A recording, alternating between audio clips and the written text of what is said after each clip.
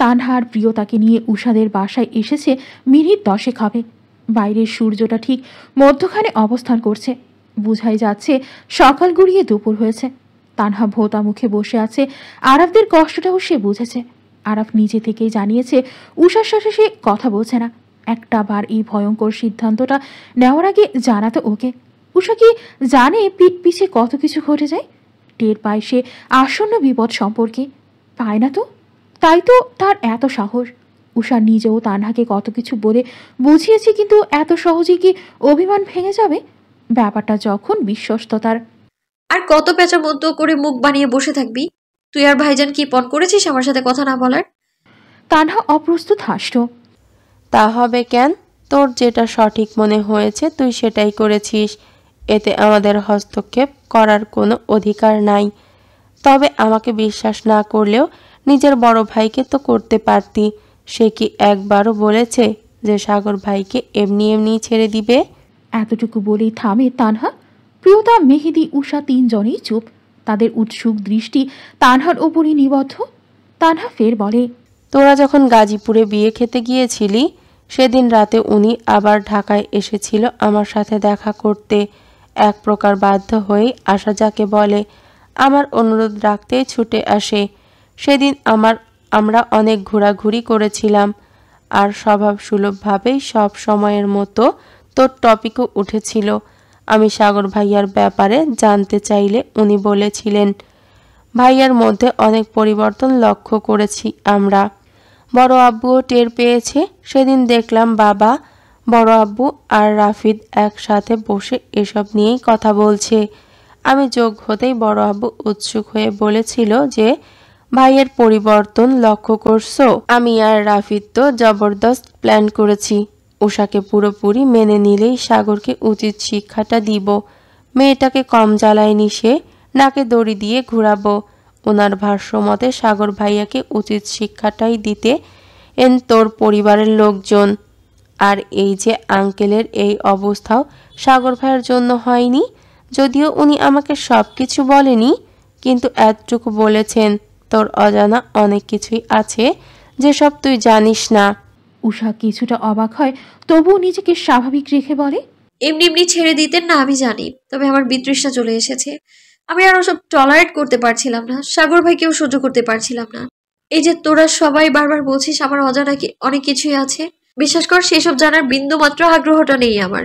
আমি এখন মুক্তি চাই, বাদ বাকি আর কিছুই জানি না, বুঝি না আমি। তানহা বলল না কিছুই। মেহেদি নিশ্চুপ, প্রিয়তা চুপচাপ বসে।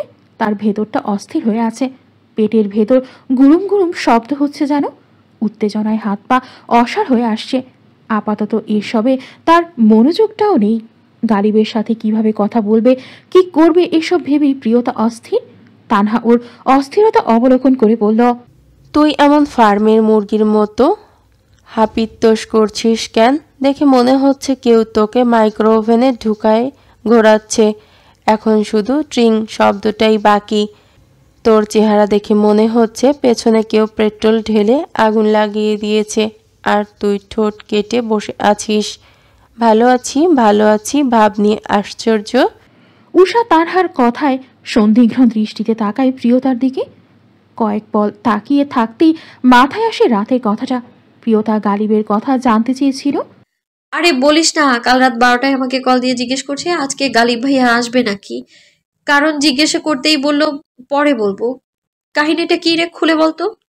তানহা এবার চোখ বড় বড় করে তাকালো প্রিয়তার দিকে। মেহেদি ওদের কথার আগামাথা বুঝে পাচ্ছে না। সে এক মনে ফোন স্ক্রল করছে। তানহা কিছুক্ষণ চুপ থেকে বলল, প্রিয়, তুই কি সেদিনের কথা জিজ্ঞাসা করবি? এখনো ওইটা নিয়ে ভাবছিস তুই? প্রিয়তা নিঃশব্দে মাথা নাড়ায়। উষা ওদের কথা বুঝতে পারছে না। কিসের কথা বলছিস তান্না? আমি জানি না। তানহা এবার সবটাই খুলে বলল। মেহেদিও শুনল। ও কিছুটা গাঢ় স্বরে বলল, প্রিয়, সন্দেহ ঠিক হতেই পারে, অবাক হওয়ার কিছু নেই। ও যদি এসব কথা শুধু ওই ছেলেকেই বলে থাকে তাহলে গালিব ভাইয়া জানবে কি করে? আর উষা যেহেতু বলেছে আগে ভাইয়ার গার্লফ্রেন্ড ছিল, কিছু তো গোলমাল আছেই। প্রিয়তা এতক্ষণ সত্যি অনেক দোটানায় আর ভয় ছিল। এবার মেহেদির বলা কথা যেন ওকে আরো একটু সাহস জোগালো। তানহা ফের বলল, তুই কি গালিব ভাইয়ার জন্য এমন হাঁসফাঁস করছিস? তানহা বিরক্ত হয়ে বলল, তুই এমন করছিস দেখে মনে হচ্ছে গালিব ভাইয়া আসবে শুনেই তোর শরীর বিউটি পার্লারের সব ফেসিয়াল একসাথে রিয়াকশন দিচ্ছে। হাঁপাচ্ছিস, কাঁপছিস, চোখ ঘুরছে, মাথা ঘুরছে। আজীব। শুরুর দিক থেকে যার সাথে পায়ে পাড়া দিয়ে ঝগড়া করে আসছিস তার সামনে যেতে এই লজ্জা মানায় না? তানহা কথাটা শেষ করতে দেরি প্রিয়তাবাদে সবাই উচ্চস্বরে হাসতে লাগলো। এর মধ্যেই কলিং বেলের শব্দ পাওয়া গেল। উষা ব্যস্ত ভঙ্গিতে উঠে দাঁড়ালো। কলিং বেলের শব্দ কানে পৌঁছাতেই যেন প্রিয়তার অস্থিরতা আরও কয়েক গুণ বেড়ে গেল। উষা প্রিয়তার অস্থিরতা টের পেয়ে মুখ টিপে হেসে ওঠে। তোর বস, আমি দেখে আসি। উষা বসার ঘরে এসেই দেখে রাফিদ সাগরকে জড়িয়ে ধরে আছে। ওষ্ঠে মায়াবী হাসি ফোটানো, গদগদ স্বরে বলছে, সব ঠিকঠাক আছে ভাই। সাগরও হেসে হেসে উত্তর করে, আলহামদুলিল্লাহ, সব ঠিকই আছে এখনো। উষা অবাক না হয়ে পারে না, সে কি চোখে ভুল কিছু দেখছে? তাদের বিয়ের পর থেকে তো এতদিন অবধি এক অন্য রাফিদকেই দেখেছে সে, যে ভাইকে কিছুটা ঘৃণাই করে। আজকে তার সাথে এত গদগদ ভাব। উষার এসব দেখে মিশ্র অনুভূতি হচ্ছে। একদিকে দুই ভাইয়ের মিল হওয়ায় খুশি হলেও মন বলছে সবাই কিভাবে সাগর ভাইয়ের অন্যায় ভুলে গেল। উষার সাথে কি কি করেছে তা মনে নেই। রাফিদ সাগরকে ছেড়ে দাঁড়ায়। রাফিদও সদর দরজা পেরিয়ে ভাইকে জড়িয়ে ধরে। উষাকে এক কোণায় দাঁড়িয়ে থাকতে দেখে রাফিদ হাতের ব্যাগ সহ তার দিকে এগিয়ে যায়। উষার হাতে ব্যাগটি ধরিয়ে দেয়। এক হাত উষার গালে রেখে জিজ্ঞাসা করে, কেমন আছিস বুড়ি? চাচ্ছু ঠিক আছে? রাগ কমেছে? আলহামদুলিল্লাহ ভালো আছি, বাবাও সুস্থ আছে। ব্যাগে করে কি নিয়ে এলে? উষা যে রাগের বিষয়টা এড়িয়ে যাচ্ছে তা রাফিদ ভালোই বুঝতে পারছে, তবে সে আর বিষয়টি নিয়ে ঘাটালো না। মা খাবার দিয়ে দিল, খেয়ে নে, তোর পছন্দের খাবার আছে এতে। আরাফও এসে দাঁড়িয়েছে পাশে। উষার হাতে আরও একটা ব্যাগ ধরিয়ে দিতে দিতে বলল, তোর পছন্দের টিপস, চকলেট আর আইসক্রিম আছে, আইসক্রিমটা ফ্রিজে রেখে দে। কথাটা শেষ করে সে চাচ্চুর ঘরের দিকে যেতে নেয়। উষা ঝটপট করে রাফিদের হাতে ব্যাগগুলো দিয়ে বলে, রেখে দাও একটু কষ্ট করে। কথা শেষ করেই আরাফের পেছনে যায় উষা। এক হাত আঁকড়ে ধরে থামায় তাকে। কিছুটা করুণ স্বরেই বলে, রাগ করে আছো এখনো আমার সাথে? রাগ করবো কেন? তুই কি রাগ করার মতো কিছু রেখেছিস? উষা এই কথায় স্পষ্ট অভিমান টের পেল। কান্না পেল ওর। তার ভাইজান তার সাথে রাগ করেছে, ব্যাপারটা মানতে কষ্ট হচ্ছে। আচ্ছা। নাবিলা ভুইয়া, আরিশা, নিহাল আর গালিব চারজন মাত্রই এসে পৌঁছেছে গ্যান্ডারিয়ায়। সাদাফেরও আসার কথা ছিল, তবে সে গেছে সামিনকে আনতে। গাড়ি থেকে নেমে দাঁড়াতেই নিহাল মায়ের উদ্দেশ্যে বলল, তুমি আর আরিশ উপরে চলে যাও, আমি আর গালিব ব্যাগপত্র নিয়ে আসছি, তোমরা যেতে থাকো। নাবিলা ভুইয়াও ছেলের কথায় মেয়েকে নিয়ে ভেতরে ঢুকলেন। লিফটের দরজা প্রায় বন্ধ হয়ে যাচ্ছিল। আরিশা সেটা দেখে দৌড় দেয় একটা। অন্যদিকে একটা মেয়েকে দৌড়ে আসতে দেখে ভেতরের একজন লিফটের দরজা বন্ধ হতে না দিয়ে ওপেন বাটন চাপ দেয়। আর মুহূর্তেই থেমে যায় দরজার স্লাইডিং। দরজা খুলছে দেখে আরিশা মেয়েটির দিকে তাকিয়ে মিষ্টি হেসে বলে, থ্যাংক ইউ আপু। অপর মেয়েটিও হেসে প্রত্যুত্তর করে, ওয়েলকাম। আরিশা আর নাবিলা ভুইয়া লিফটে ওঠেন। নাবিলা ভুইয়ার চোখ না চাইতেই মেয়েটির দিকে আটকে যায়। আরিশার থেকেও লম্বায় ছোট একটা দেহ, উজ্জ্বল শ্যামবর্ণ গায়ের রং, চোখ মুখ জুড়ে আলাদাই এক চঞ্চলতা। নাবিলা ভুইয়া বেশ উৎসাহের সহিত বললেন, নাম কি মা তোমার? এমনিতেই নাবিলা ভুইয়ার দৃষ্টি মেয়েটিকে অস্বস্তিতে ফেলে দিয়েছে, এখন আবার নাম জিজ্ঞাসা করছে। আরিশাও অবাক হয়ে তাকিয়ে আছে, একবার নিজের মায়ের দিকে তো আরেকবার মেয়েটির দিকে তাকাচ্ছে। মেয়েটা কিছুটা ইতস্তত ভাব নিয়েই উত্তর করে, জি আন্টি, আমার নাম যারা বিনতে কামাল। জি। নাবিলা ভুইয়ার মুখশ্রী দেখে বোঝাই যাচ্ছে তিনি খুব খুশি হয়েছেন। হাসি হাসি মুখে প্রশংসা করলেন, মাশাল্লাহ মাশাল্লাহ, তোমার মতোই মিষ্টি একটা নাম তোমার। কেন জানি মহিলাটার প্রশংসা যারার ভালো লাগলো, না চাইতেও মনটা আনন্দিত হলো। আমি নাবিলা ভুঁইয়া, আর এই যে আমার ছোট্ট মেয়ে আলিশা। মেজো ছেলে নিচে আসছে। তা তোমরা কি এখানে পার্মানেন্ট? আন্টি, অনেকদিন হলো শিফট হয়েছি। বাহ, বেশ। কথা শেষ করার পূর্বেই লিফটে তার গন্তব্যে এসে পৌঁছালো। আচ্ছা মা, আসি। 4 তলায় আমার ভাইয়ের বাসা, তুমি সুযোগ করে এসো। আমার ভাইয়ের মিষ্টি একটা মেয়ে আছে, আড্ডা দিতে পারবে। যারা কিছুটা ইতস্তত মুখশ্রী নিয়েই সায় জানায়। নাবিলা ভুইয়া বিদায় নিয়ে চলে যান মেয়েকে নিয়ে। এতক্ষণে যেন যারা হাফ ছেড়ে বাসত এই বয়সী মহিলারা ভয়ঙ্কর, এদের দৃষ্টি পুরুষকেও হার মানাবে। রাস্তায় বিয়ের উপযোগী মেয়ে দেখলেই হয়েছে ছোক ছোক ভাব বেড়ে যায়। হয় নিজের ছেলে নয়তো নিজের ভাতিজা ভাগিনার জন্য মেয়ে খুঁজতে লেগে যায়। আরিশা তো মেয়েটার বিরক্তবোধ বুঝেছিল, আফটারঅল সে নিজেও একটা মেয়ে। কিছুটা বিরক্ত হয়েই বলল, মেয়েটার দিকে এমন জহরির নেত্রে চেয়েছিলে কেন? আবার কী সব কথাবার্তা বললে? ও মা, খারাপ কি বললাম? মেয়েটাকে আমার বেশ পছন্দ হয়েছে, আমার নাহারের সাথে ভালোই মানাবে। আরিশা চমকে উঠে অবিশ্বাস্য গলায় আওড়ায়, স্লিভলেস আম্মু, এক দেখায় ভাইয়ার বউ হিসেবে ঠিক করে নিলে, মেয়েটার ব্যাকগ্রাউন্ডও জানতে চাইলে না? এবার যেন নাবিলা ভুইয়া একটু ভাবনায় পড়লেন। আরিশা সত্যিই তো বলল, কিন্তু নিজের অপ্রস্তুত ভাব আর মেয়েকে দেখাতে চাইলেন না। হয়েছে, কথা কম বল আর নক কর, আগে ভিতরে ঢুকি। এতদিনে উষাদের বাসায় যেন দীর্ঘ প্রতীক্ষার পরে প্রাণ ফিরে এসেছে। দেয়ালে টাঙানো ছবিগুলো যেন নতুন করে আরো ছড়াচ্ছে। বারান্দার রেলিং ধরে ঝুলে থাকা ফুলের টবগুলোতেও যেন আজ একটু বেশিই রং। সবার কোলাহল, হাসির ফোয়ারা আর পুরনো দিনের গল্পে এক অদ্ভুত উষ্ণতা ছড়িয়ে পড়ছে ঘরের প্রতিটি কোণে। চাচি আম্মা আর বড় আম্মু রান্না করে দেওয়ার তেমন কোনো কষ্টই করতে হলো না উষাকে। আবার নাবিলা ভুইয়াও বাচ্চাদের জন্য নানা ধরনের ডেজার্ট এনেছেন। আরও কত ধরনের খাবার এই মুহূর্তে সামিন আর নাবিলা ভুইয়া রান্না ঘরে সেসব কিছুই গরম করে টেবিলে পরিবেশন করছে। সবার মধ্যে আলাদাই এক উচ্ছ্বাস, আনন্দ। উষা একপাশে চুপচাপ দাঁড়িয়ে দেখে তার চেনা মানুষগুলোকে, চেনা হাসিগুলোকে। এতদিনের শূন্যতা যেন ধীরে ধীরে পূর্ণ হয়ে উঠছে এই মুহূর্তগুলোর ভেতর দিয়ে। ঘর জুড়ে আজ শুধু সম্পর্কের ঘ্রাণ, রক্তের টান, ভালোবাসা আর স্মৃতির ওকমে পাকা হয়ে ওঠা এক রকমের আত্মীয়তার গান। উষার চোখ ভরে আসতে চায়। পর মুহূর্তে আল্লাহর নিকট শুকরিয়া আদায় করে এমন পরিবার পাওয়ার আনন্দে। প্রিয়তা এদিকে উসখুস করছে গারিবের সাথে কথা বলার জন্যে, কিন্তু সুযোগ হয়ে উঠছে না। অন্য সময় তো গারিব নিজে থেকে এসে দুষ্টুমি করে, কিন্তু আজকে প্রিয়তাকে দেখেও না দেখার ভান করছে। প্রিয়তা একবার ভাবলো তার সেদিনের করা ব্যবহারের জন্যই এমন করছে, নাকি শুধু শুধু ভাব নিচ্ছে, বুঝে পেল না। খাবার দাবারের পালা শেষ। বিকেলেই নাহিদ ভুইয়াকে নিয়ে ডক্টরের কাছে যাওয়া হবে। প্রিয়তারাও চলে যাবে আর কিছুক্ষণ বাদে। তবে প্রিয়তার মনটা মাত্রাতিরিক্ত খারাপ। সে এখনো গারিবের সাথে কথা বলার সুযোগ পেল না। এত মানুষের সামনে যেচে পড়ে কথা বলতেও একটু লজ্জা লাগছে। কিছুক্ষণ বাদেই সবাই ড্রয়িং রুম ছেড়ে নাহিদ ভুইয়ার ঘরে গিয়ে উঠেছে। সেখানেই জমে উঠেছে আড্ডা। গারিব সোফায় হেলান দিয়ে বসে এক হাতে ফোন স্ক্রল করছিল। চারপাশে এত কোলাহল, অথচ তার ভেতরটা যেন খালি। এই সুযোগে প্রিয়তা একটু ধীরে পায়ে এগিয়ে আসে, একপাশে এসে থমকে দাঁড়ায়, যেন অনিশ্চয়তায় আটকে গেছে সে। চোখ দুটো স্থির নয়, ঘন ঘন পাপড়ি ফেলছে, ঠোঁট কামড়ে ধরে নিজের ভাষা খুঁজে ফিরছে। তারপর নিজের উপস্থিতি জানান দিতে হালকা গলা খাকারি দেয়। শব্দটা খুব ক্ষীণ, কিন্তু গালিবের কান এড়ায় না। সে চোখ তুলে তাকায়, কিন্তু চেহারায় কোনো অভিব্যক্তি নেই। নির্লিপ্ত কণ্ঠ করে তৈরি করা একটি দেওয়ালের মতো। সাগর আগেই তাকে জানিয়েছিল প্রিয়তা নাকি উষার কাছে তার খোঁজ নিচ্ছে। এই তথ্যটা গালিবকে একটু বেশি আনন্দ দিচ্ছে। সে ইচ্ছে করেই প্রিয়তার উপস্থিতি অগ্রাহ্য করে যাচ্ছে। তবু প্রিয়তা সরে যায় না, দাঁড়িয়ে থাকে, একটু ইতস্তত করে। তারপর নিচু গলায় বলে, কে এলো? ভাইয়া, আপনার সাথে একটু কথা ছিল আমার।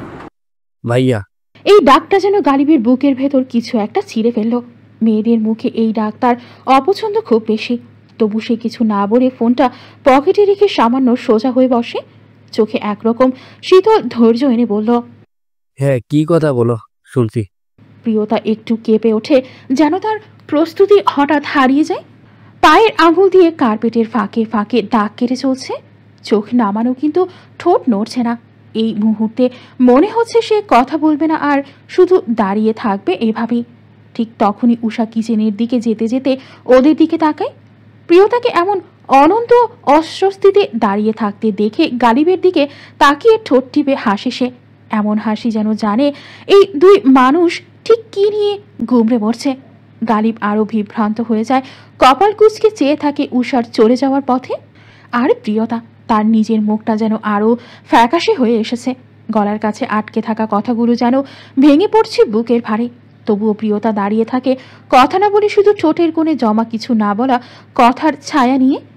গালিব কিয়ৎক্ষণ তাকিয়ে দেখে প্রিয়তার অস্থিরতা, তারপর কিছুটা বিরক্তি নিয়ে বলে, কি সমস্যা?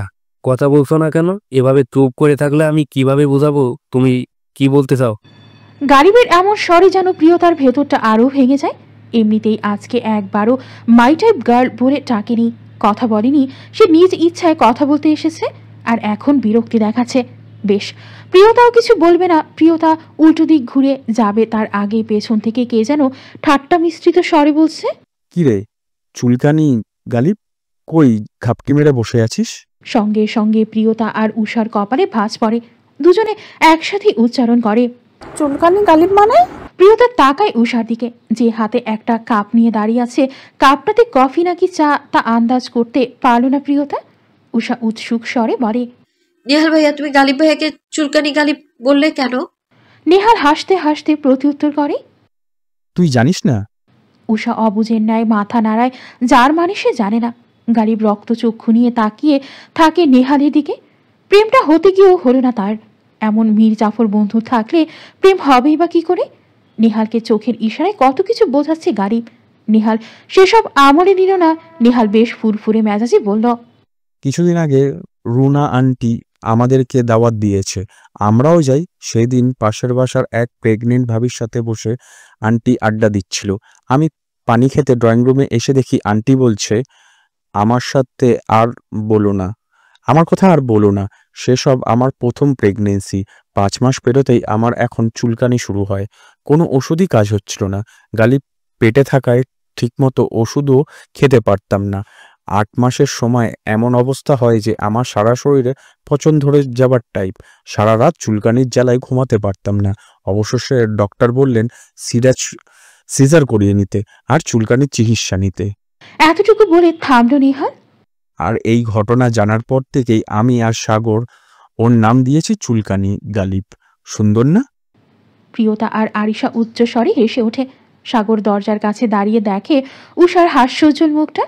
গালিব রাগে ফুঁসছে। কখন জানি নেহালের মাথা ফাটিয়ে দেয়। প্রিয়তার কথা আর জিজ্ঞেস করা হলো না। সে হাসতে হাসতে চলে গেল বন্ধুদের কাছে। গালিবের মান সম্মানের 12টা বেজে গেছে। পরন্ত বিকেল।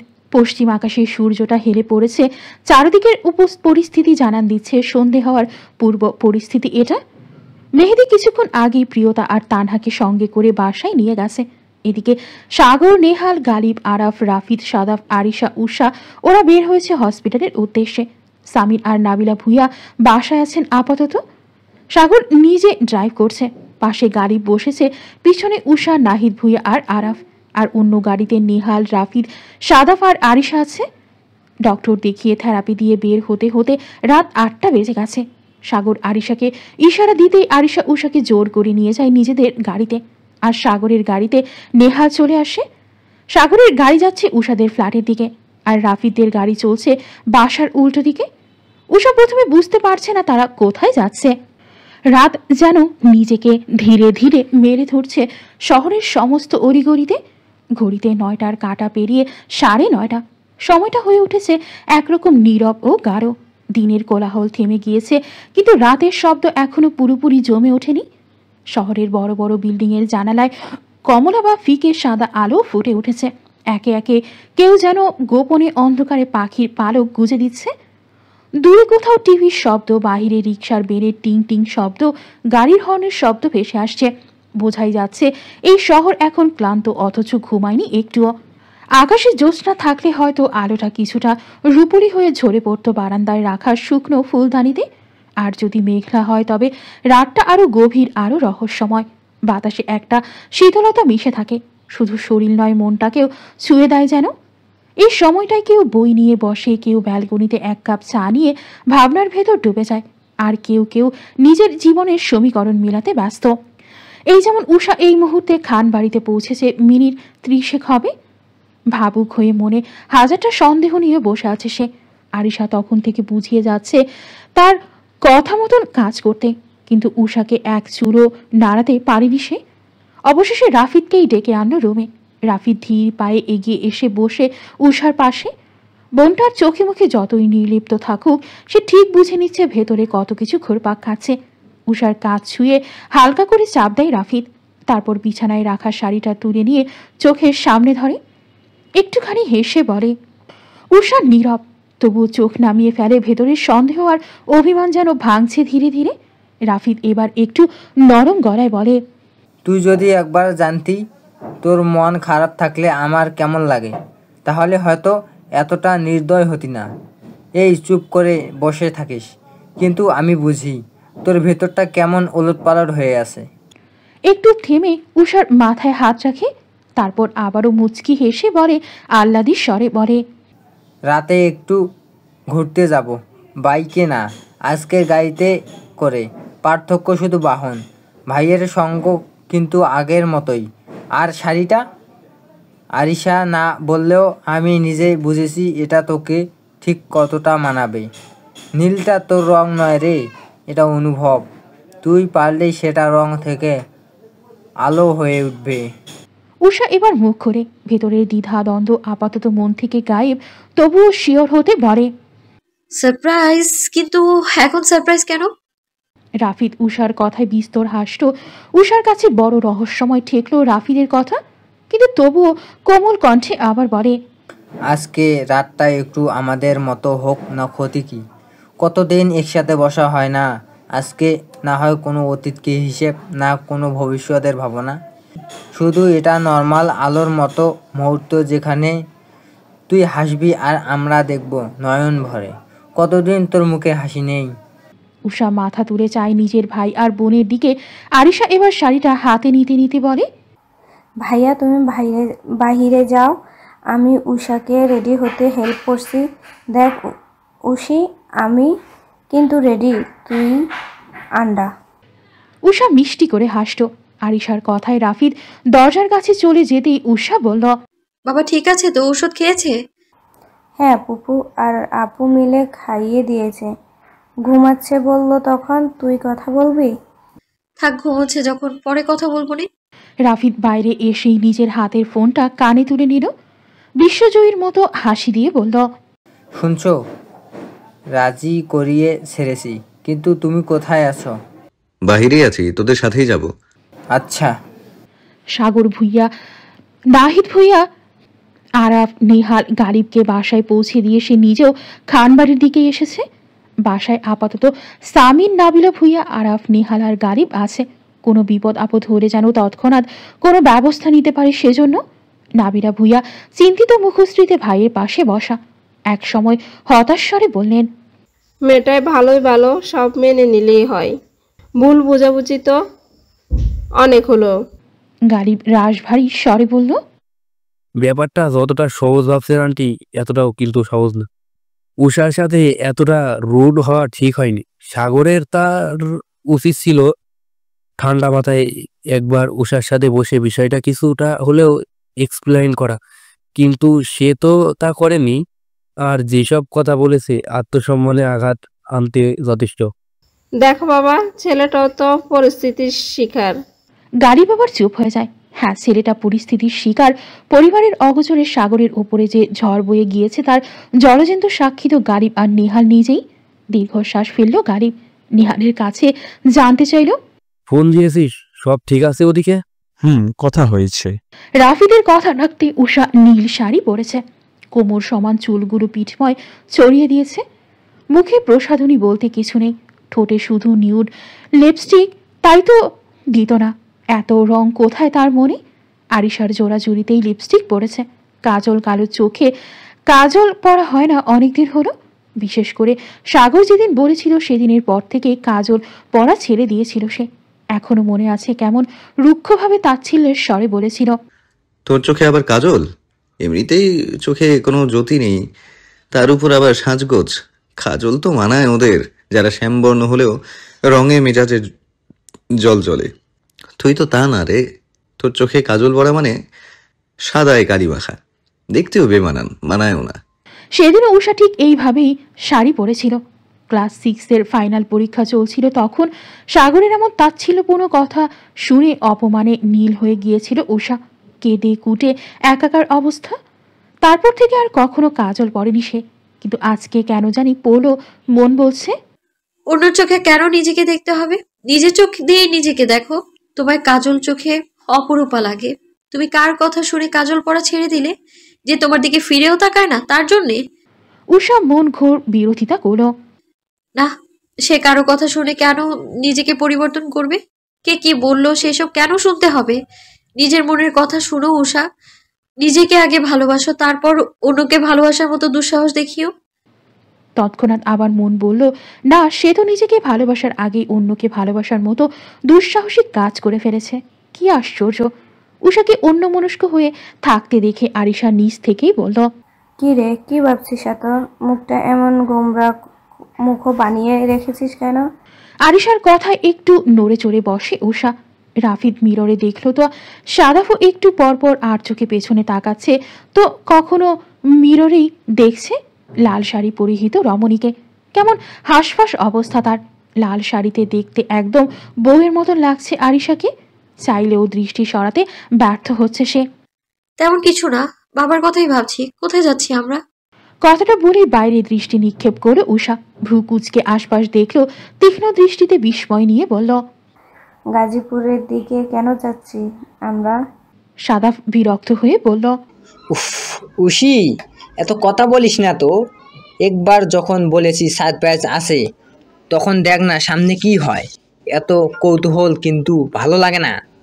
উষা আর কিছু বলল না। এমনিতেই তার এসব ভালো লাগছে না। শুধু বড় ভাইয়ের কথা রাখতেই আশা গত 15-20 দিন ধরে হাসপাতালে টুপ বাসা দৌড়াদৌড়ি করে করে খুব ক্লান্ত হয়ে পড়েছে সে। রাতেও ঘুমোতে পারে না ঠিকঠাক মতো। বাবার অসুস্থতার কথা বলে বড় আব্বু ছুটি এনেছিল বলে কলেজে যাওয়ারও চাপ নেই। রাস্তা খালি ছিল বিধায় ঘন্টা খানেকের মধ্যেই ওরা গাজীপুরে এসে পৌঁছালো। উষা তখন ঘুমিয়ে পড়েছিল। গাজীপুরের নাম করা একটা রিসোর্টের সামনে এসে থামে রাফিদের গাড়িটা। সাদাফ সঙ্গে সঙ্গেই নেমে পড়ে গাড়ি থেকে। ঠিক তখনই সাগরের গাড়িটাও এসে থামে ওদের গাড়ির পেছনে। সাদাফ এগিয়ে যায় ভাইয়ের গাড়ির দিকে। এখন কি করবে? ও তো ঘুমিয়ে গিয়েছে। সাগর সাদাফের কথা শুনে চমৎকার করে হাসল, যেন এটাই সে চাইছিল। গাড়ি থেকে নেমে দাঁড়ায় সাদাফের সামনে, কাঁধে হাত রেখে ওষ্ঠে হাসি বজায় রেখেই বলল, দারুণ, আমার অর্ধেক কাজ হয়ে গেল। ঘুমিয়ে পড়েছে যখন সুবিধাই হলো। জেগে থাকলে কি আমার সাথে যেতে চাইতো নাকি? সাদাফও হাসল সাগরের কথায়, মাথা চুলকে লাজুক হেসে বলল, তা তুমি ঠিকই বললে। দুজনেরই এগিয়ে যায় সামনের দিকে। সাগর গাড়ির দরজা খুলে আবছা আলোয় একবার পরখ করে নেয় প্রেয়সীর সুশ্রী মুখখানা। ঘুমন্ত মুখটা দেখতে একটু বেশি মায়াবী লাগছে। সাগর কিছুক্ষণ তাকিয়ে থাকে উষার দিকে, যেন আশেপাশে সবকিছু ভুলে গেছে। আরিশা ভাইয়ের এমন অবস্থা দেখে গলা খাকারি দেয়। মুরব্বি মুরব্বি, ছোট ভাই বোন আছে একটু তো। বাকিটা শেষ করতে পারল না। সাগরের দৃষ্টি দেখে মিলিয়ে গেল এক প্রকার। সাগর দৃষ্টি স্থির করে নিজের ভাইয়ের দিকে গম্ভীর স্বরে বলে, আরিশাকে আর সাদাফকে রিসর্টে রেখে তুই গাড়ি নিয়ে আমাদের পেছনেই আয়। আমরা নদীর পাড়ে থাকবো, তুই সাইডে ফাইডেই থাকিস। একে তো গ্রাম, তার উপর রাতের বেলা, বলা তো যায় না কখন কি হয়। রাফিদ মাথা নাড়িয়ে সায় জানায়, কিন্তু বাদ সাধে সাদাফ রাগত স্বরে বলে, না না, এ ভারী অন্যায়। আমি এই মোটর সাথে থাকবো না, আর রাফি ভাইকেও একা ছাড়ছি না। আমিও সঙ্গেই যাবই মানে যাব। সাগর রাগী দৃষ্টি নিক্ষেপ করল সাদাফের দিকে। রাগী স্বরে বলল, মনে মনে ঠিকই থাকতে চাস, মুখে ভাব দেখাস আর কি। আর আরিশা মেয়ে মানুষ, ওকে এখানে রিসর্টে একা রেখে যাবি? তা সে যতই আমার পরিচিত হোক বা বন্ধুর রিসর্ট হোক, বিপদ আপদ বলে কয়ে আসে না। রাফিদও ভাইয়ের মতো গম্ভীর স্বরেই বলল, তুমি একটু বেশি ভয় পাচ্ছ ভাইয়া। খালি সবসময় বিপদ আপদ করো। কিসের বিপদের কথা বলো সবসময়? সাগর শীতল দৃষ্টিতে তাকায় ভাইয়ের দিকে। চাপা দীর্ঘ নিঃশ্বাসটা গোপন রেখে বিড়বিড় করে, আমি যতদিন আছি ততদিন আমার পরিবারের কেউ অনিরাপদ থাকবে না। পরিবারের সকলের নিরাপত্তা রক্ষায় আমি আমার জীবন দিতেও রাজি। ভালোবাসা, দায়িত্ব যেটাই হোক, যাদের নিয়ে বাঁচি তাদের বাঁচিয়ে রাখার দায়টুকু আমি কোনোদিনও ফেলে রাখতে পারবো না। পরিবার আর যাকে আমার বলেছি, তাদের নিরাপত্তা আমার কাছে কোনো চুক্তি না। এটা এখন রক্তের মতো বইছে আমার ভেতর। যতদিন আমি আছি ততদিন তারা অন্ধকারে থাকবে না। তাদের সর্বদা আলোর সংস্পর্শে রাখাই আমার মূল কাজ।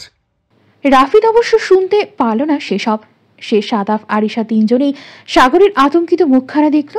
সাধে কি বিড়বিড় করছে বুঝল না। রাফিদ আবারও বলল, এ ভাইয়া কি হলো, কি ভাবছো? কিছু না। আমতা আমতা করে কথাটি বলেই থামল সাগর। পরপর রাগী স্বরে বলল, যা বলেছি তাই কর, কথার যেন নড়চড় না হয়। বলেই আর দেরি করল না, উষাকে খুব সন্তর্পণে করে তুলে নিল। মেয়েটির ঘুমে যেন কোনো ব্যাঘাত না ঘটে সেদিকেও লক্ষ্য রাখছে সে। উষাকে কোলে নিয়েই ভাইদের থেকে বিদায় নিয়ে নিজের গাড়ির দিকে আসে। গাড়ি থেকে নামার আগেই সামনের সিটটা কিছুটা পেছনে হেলিয়ে দিয়েছিল, যেন উষা ঘুমোতে পারে নিশ্চিন্তে। গেটটাও খোলা রেখেছিল সে।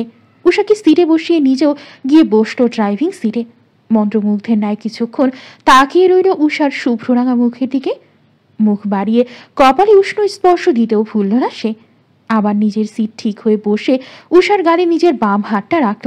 গভীর স্বরে বলল, সুইট বি, আমার নজরের বাইরে তুমি কখনোই ছিলে না। এই যে ভাবছো আমার থেকে পালিয়ে গ্যান্ডারিয়া এসেছো, সেসব আমি জানি না। ভোকামে বুদ্ধিশুদ্ধি এখনো কিছু হলো না। সেই প্রথম দিনেই আমি তোমার গণ্ডিতে পৌঁছে গিয়েছিলাম।